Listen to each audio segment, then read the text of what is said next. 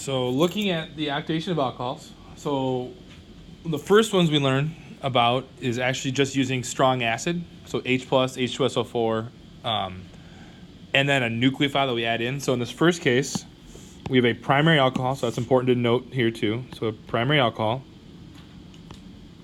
meaning, right, the carbon is bonded, the alcohol is bonded to two hydrogens. And we're going to activate that alcohol and then do a substitution reaction with it. So the primary alcohol, we should already know we can't do an SN1 reaction because we cannot make primary carbocations. So we should already know it can't be SN1. And we only know one other type of substitution reaction, so it has to be an SN2 reaction.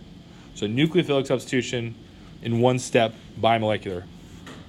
So the first step here, though, because OH in both these cases, OH is not a good enough leaving group, right? It's not a good enough leaving group. The whole point of this activation of alcohols is to make the alcohol a better leaving group. So the way we're going to do that here, we're going to have the alcohol react with H+. That's the first step.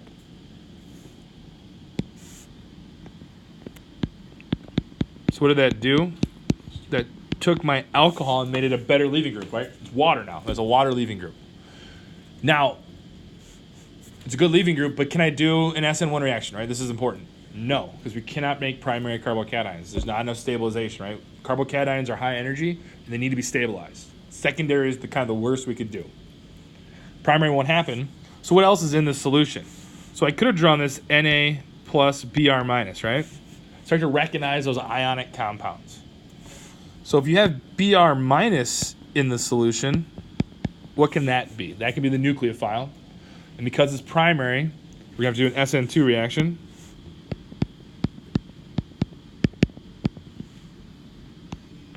Backside attack, SN2. So we get for a product, we've lost water. Right? And Na plus is still around, so we balance our charge, right? If you look back, what was the overall charge here to start with? Was plus. So we still have an overall plus charge. We've done a substitution. So we activated the alcohol with strong acid. All right? You could imagine this being HBr as well. It could do the same thing if it was just HBr. We get an SN2 because we've made this a good leaving group. We've activated the alcohol, SN2, substitute product.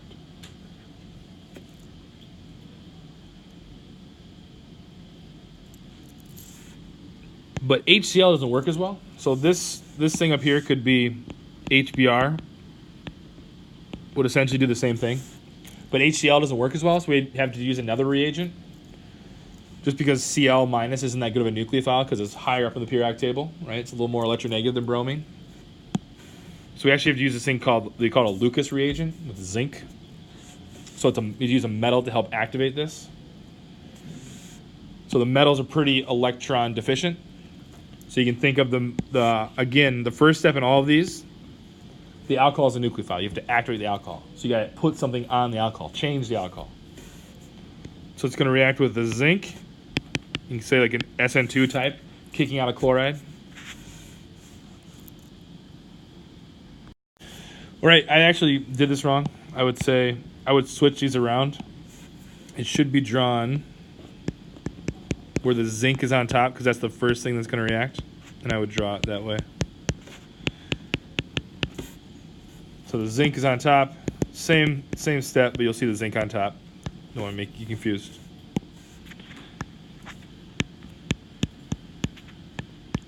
So now the oxygen is bonded to the zinc. We kicked out a Cl minus. The H plus really is just kind of there. As to serve as a HCl, it's kind of there just to be another source of H plus and Cl minus. So we're going to use Cl minus here. So it's just adding more Cl minus into the reaction. Then same as before, it's a primary alcohol. It will start out with primary alcohol, so we can't do SN1, so it has to be SN2. Cl minus our nucleophile, whether it's coming from the zinc or it's coming from the HCl that was in there. We just do an SN2 reaction.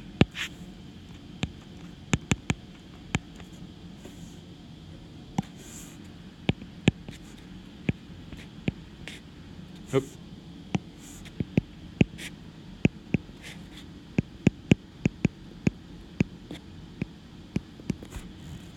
You got the zinc chloride. So So again, just a substitution. You got to activate the alcohol. So if you want to add a chlorine, you need to use the zinc CL2. If you want to add bromine, you use HBr.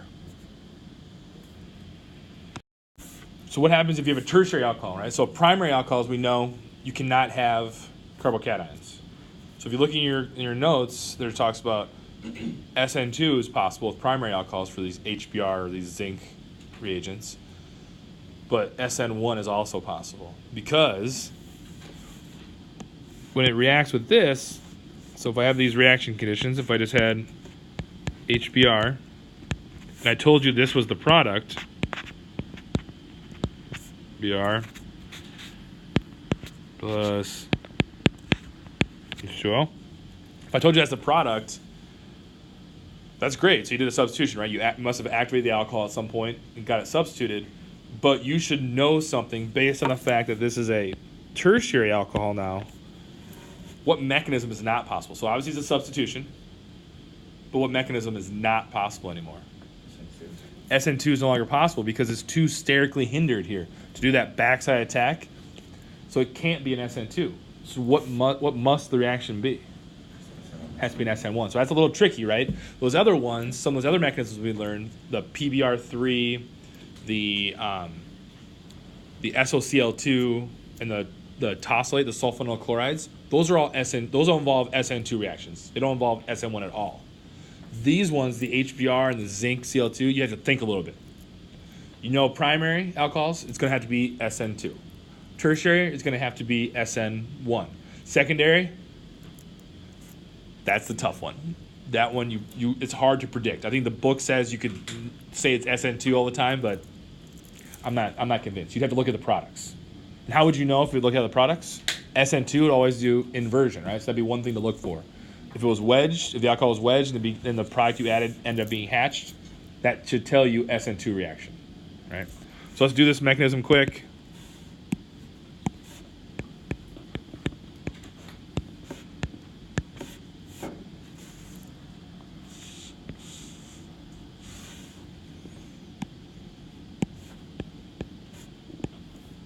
Activate the alcohol.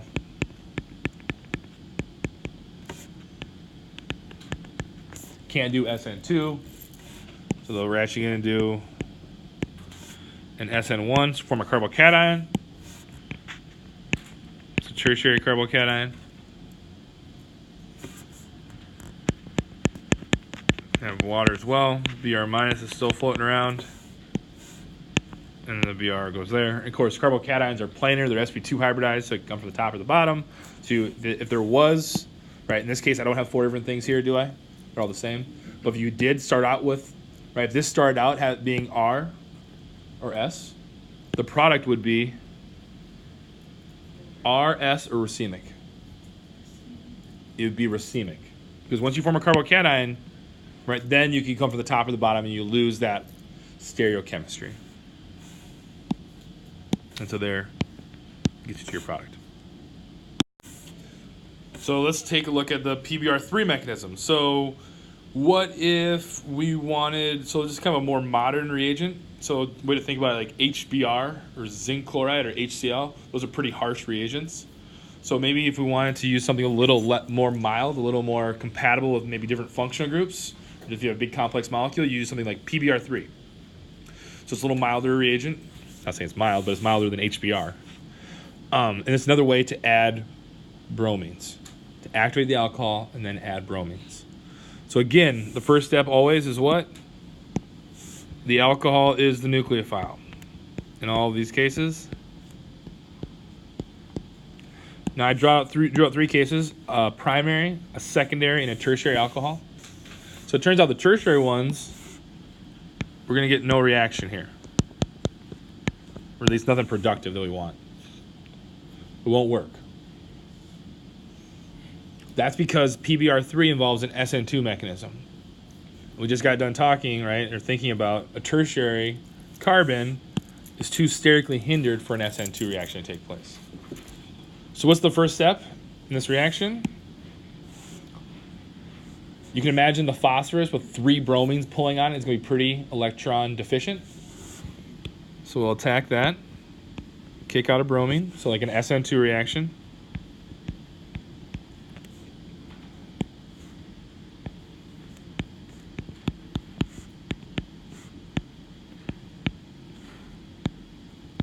balance our charge, plus charge on the oxygen.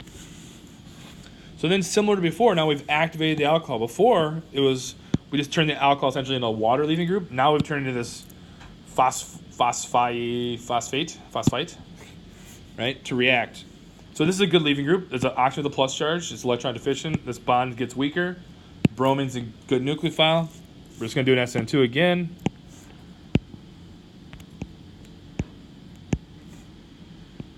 And that'll get us to our substituted product.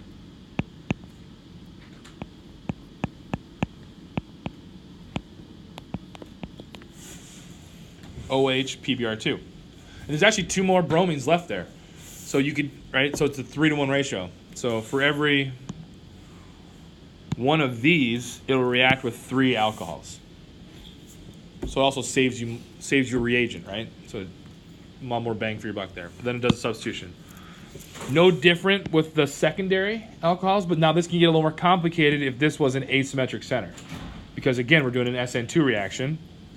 So let's just, maybe I'll change the situation here. Maybe I'll make this, no. Make that an ethyl. And I'll make this wedged. So I'll make that a stereocenter now. So now what's the product going to look like? I'm not going to do the mechanism. What's the product going to look like? It should be inverted. All right, so it should be inverted. So the product should be then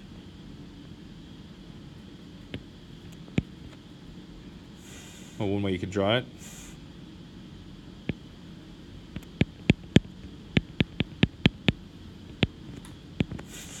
So if it was RS, I'm not going to go through if it's RS. It's S.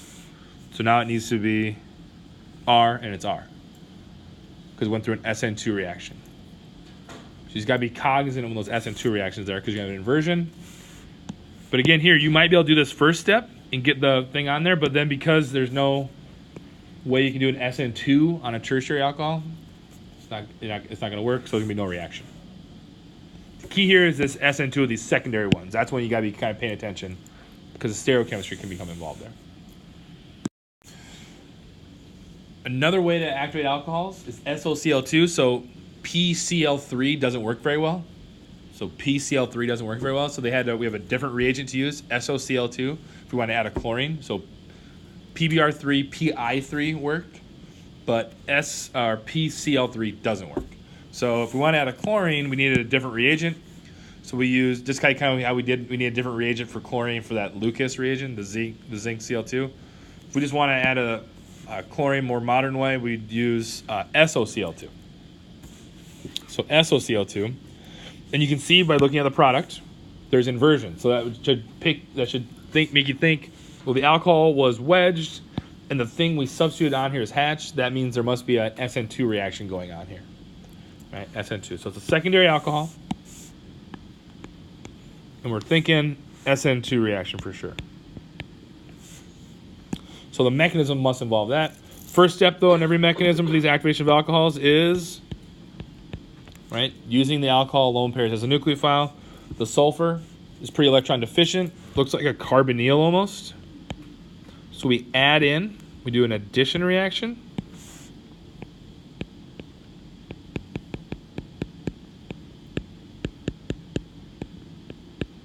Do an addition reaction.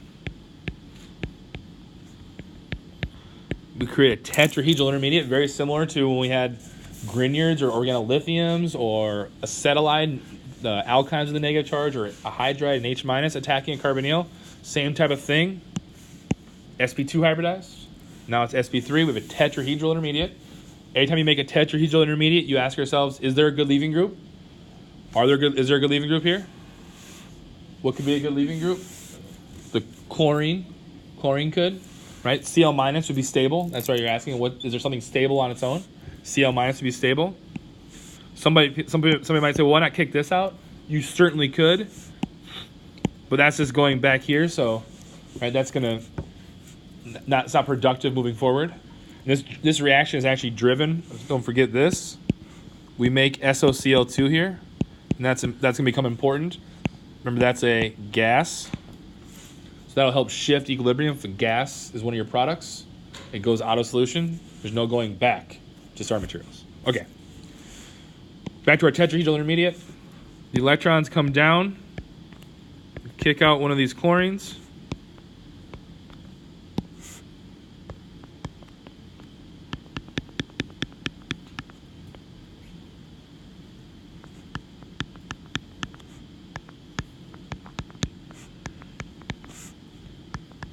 Plus charge with oxygen, and a Cl minus.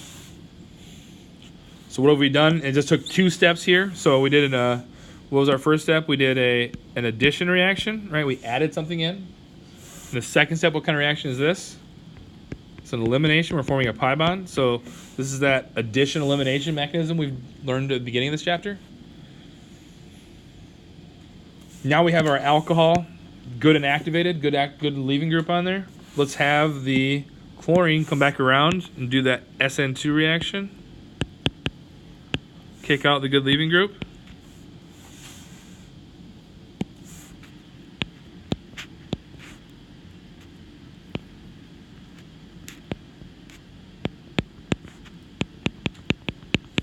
We've inverted the stereochemistry, right? We did an SN2 reaction.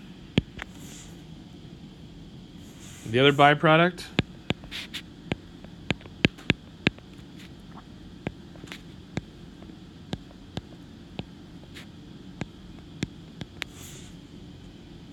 Oh, I screwed up. We didn't use the pyridine. We're going to do that in a second. Oh, I forgot about the pyridine. Now I'm going to use it. So we're done with our product, right? That goes to here. So we're good there. Then how are we going to make this SOCL2? This is where the pyridine comes in. Where the pyridine comes in to help out.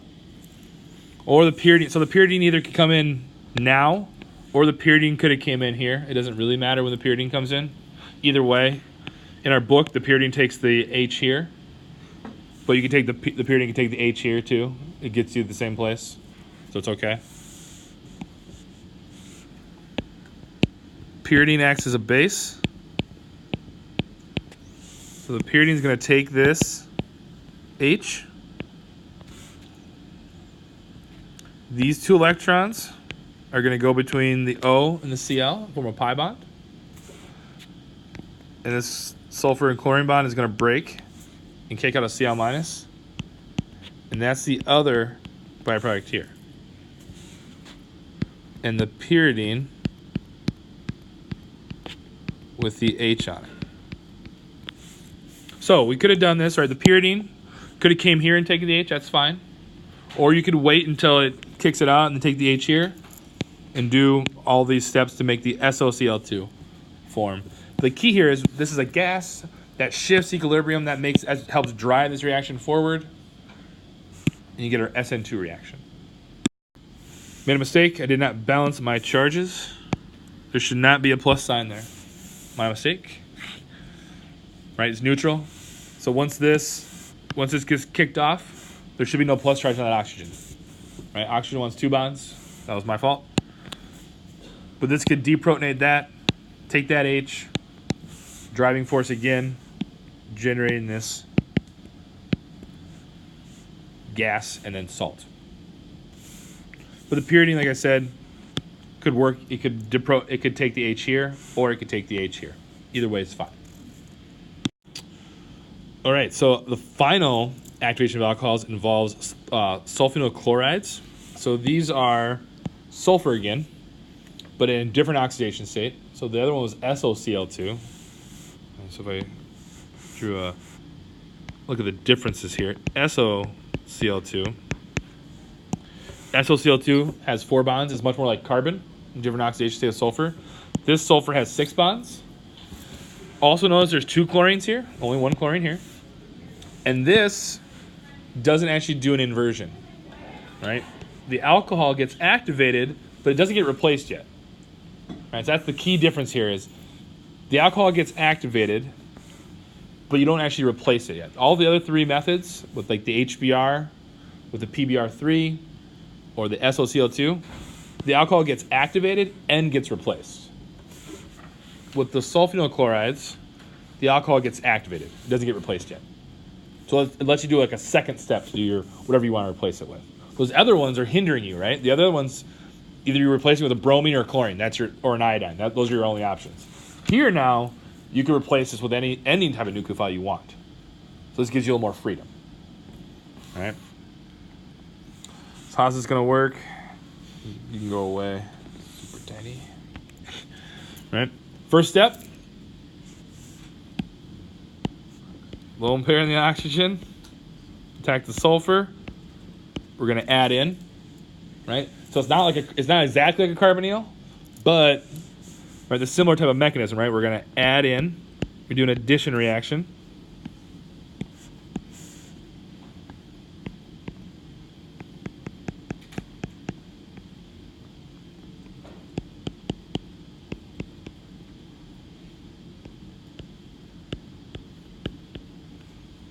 It's not exactly a tetrahedral intermediate, but there's a leaving group there. A chlorine's sitting there. So let's break that down.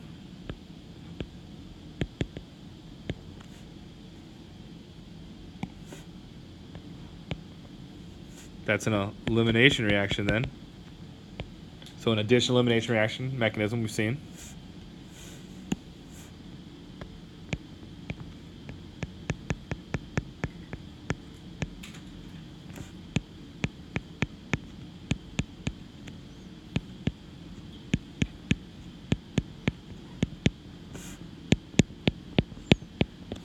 So Cl minus isn't a really good base, right? So it's a really less reactive base. That's why we need the pyridine now at this point. So it's very similar to the SOCL2, where how it uses pyridine. It uses the pyridine to take the hydrogen off of here, and that gets us to our products. So this becomes a solid. There's a salt. So that comes out of solution. That's nice. Wouldn't be soluble in organic salt or organic solvent necessarily. The R group can be a methyl, a CH3, or a benzene ring. Those are if it's a CH3, it's a mesylate. These are highlighted as well in figure 14.87, the types. Different types work better than others, but R group can be different things. Same mechanism, just changing the R group. So sometimes you'll see this written as OTS or OMS. They're just telling you the type of sulfonyl chloride. So let me check out 14.87 for the types.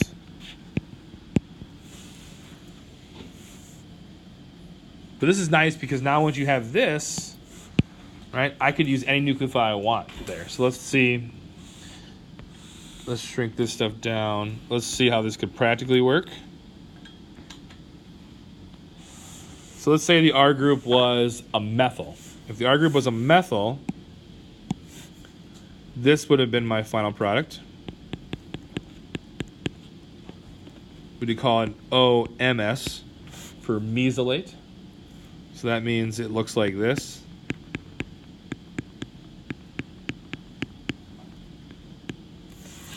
That's what OMS means, or the MS part is this part.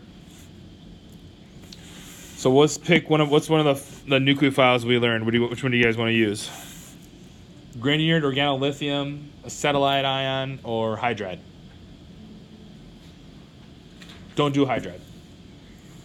Because otherwise, because if we add an H here, would we have a stereocenter anymore? No, that's no fun. Okay, phenyl Grignard. We'll do that one. What if we had step 1, step 2? We're going to add in a Grignard reagent. And then we're going to finish off with some H+. What's the product of that reaction going to be? So the first step is just going to be an SN2 reaction. So this Grignard is just a nucleophile. So what if I just drew it instead? If I said, okay, where are some nucleophiles we know? Cl minus is a nucleophile. Br minus is a nucleophile. We've talked about deprotonated alkynes. We talked about H-. Talked about organolithiums. We talked about things like this, like a Grignard. But they're all just nukes, negatively charged nucleophiles, right? Nucleophiles do SN2 reactions. This is a secondary carbon. We've activated this alcohol, made it a good leaving group. So it doesn't matter what I use. If I call it nuke, let's just say let's have the nucleophile attack that position. So it's going to be an inversion. It's going to be an SN2.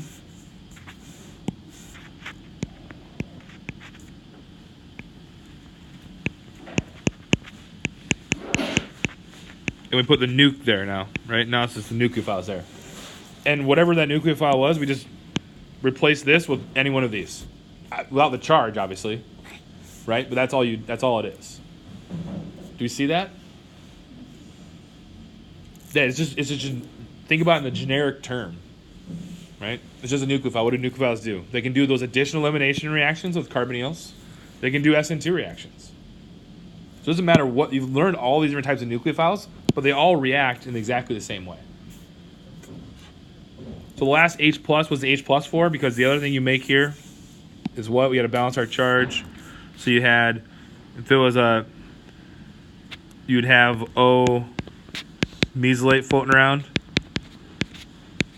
So the H plus is just to react with the O minus. That's all it's for.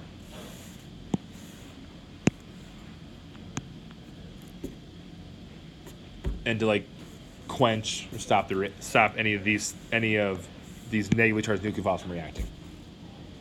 So it doesn't matter what the nucleophile is, it all reacts the same way. And some are better than others, right? Br minus is a better nucleophile than Cl minus. Right? But the big thing is here, like this carbon has a negative charge, that carbon has a negative charge, but just being careful about that thing, numbering your carbons and those kind of things. H minus going there.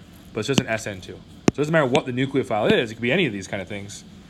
Same process.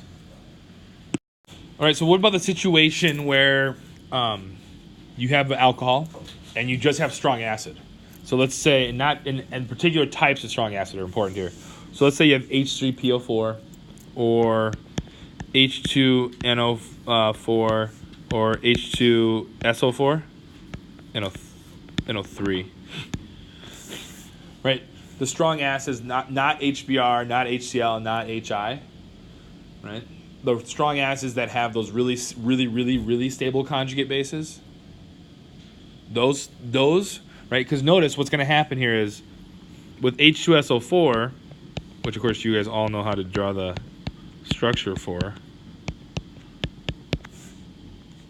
When you lose an H, you're not making something like a Cl minus or a Br minus, are you? You're making something that has a lot of resonance stabilization. So none of these, once they react, unlike something like HBr, when it reacts, you're gonna have H plus and Br minus. When this dissociates, I guess I'd say, you have H plus, O minus, and this. And that's the same for these as well. Look at the difference here. Br minus and this counterion, obviously this isn't as reactive because it has that resonance. So this is never a good nucleophile, whereas this can be a good nucleophile. So depending on which acid you pick, you can or cannot get some of these substitutions to take place. So instead of doing substitution, what are you going to do? You're going to do eliminations, right? So what's going to happen here is this alcohol is still going to get activated in a sense, right? But you're going to do an E1 or E2 reaction instead. Probably an E1 because this is not a very strong reactive base. Whereas with HBr, if this was the situation with HBr, then you probably do an SM1 or SN2 because this is secondary alcohol, you might have a mixture of both. Right? So if you just have acid around and not a nucleophile at all, then it won't work. Now if I add it in here, if I use this and then I added in NaBr minus, Na plus, Br minus, that salt, that changes things now, right? Now I've added a nucleophile into the system. Now I can do substitutions. But if it's just this or this, You can't do a substitution. There's no nucleophile around. There's only really, really weak bases. So the product, in the cases where there are no nucleophiles around, will just be elimination. So taking a look at a problem where we have to figure out what reagents will help us get from point A to point B. So we know it's 3 steps, 1, 2, 3 steps. And just analyzing this, so do we add any carbons? Nope, didn't add any carbons. Didn't actually add any, do we change the molecular formula at all? No, we didn't add anything, right? So I think if we didn't do too much different, we can number the carbons 1, 2, 3, right? Assuming that they're mapping onto each other. So we didn't add any carbons, so don't worry about doing that. What did we do? What happened here? Went from a secondary alcohol to a primary alcohol. That is correct. So somehow we need to get a secondary alcohol to go to a primary alcohol. So the best way to do this is actually to work backwards, not try to work forwards. It's too hard to work forwards. It's easier to work backwards. So we work backwards. From the product, we have a primary alcohol. How many ways do you know how to make a primary alcohol? And what is the starting material that you've learned to make a primary alcohol? So the starting material to make a primary alcohol is actually going to be an alkene. I don't worry about the reagents, but I know I can make alcohols, particularly a primary alcohol, from an alkene. I'll worry about the reagents later. Okay. Now I wanted to see what else I want to do. I want to get an alkene. How do I make alkenes? So where do alkenes come from? So it's kind of like asking, how do you make a pi bond? What would you need to do? An elimination, right? Excellent. Can I turn an alcohol? Can I do an elimination with a secondary alcohol?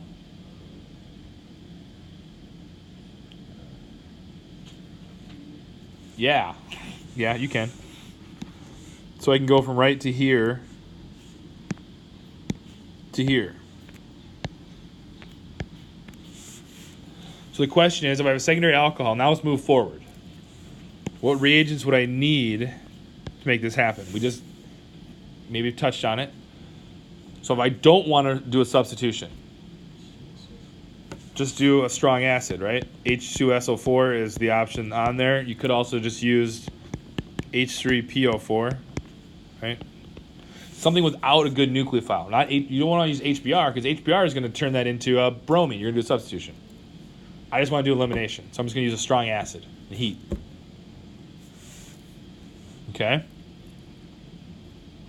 So that would have been step 1. Just do that elimination. That dehydration, loss of water. What are the 2 steps I need to do to turn an alkene into a primary alcohol? What is step 1? That's the BH3. Step 2 is the H2O2 and the OH minus, the NaOH. Remember, this adds to the boron adds on the less substituted carbon in a syn fashion. The second step, the boron just gets replaced with an OH. And the stereochemistry stays the same. And that gets into a less substituted alcohol, the anti-Markovnikov alcohol. Right, so it's kind of how you can take everything we've learned. Right, this problem you could have done last semester.